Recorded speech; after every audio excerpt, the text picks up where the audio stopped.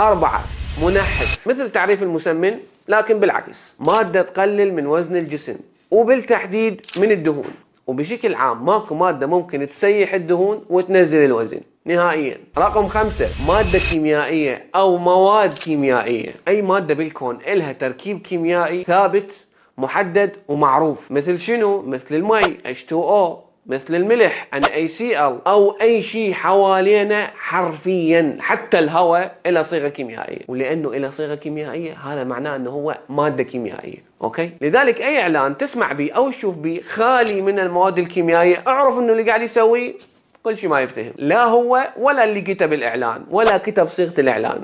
6. الآثار الجانبية، هي التأثيرات الغير مرغوب بها من أي مادة كيميائية بشكل عام ومن الدواء بشكل خاص. وحتى نضرب مثال على هذا الموضوع، مثلا والأمثال تضرب ولا تقاس، إذا شخص أخذ ملح زيادة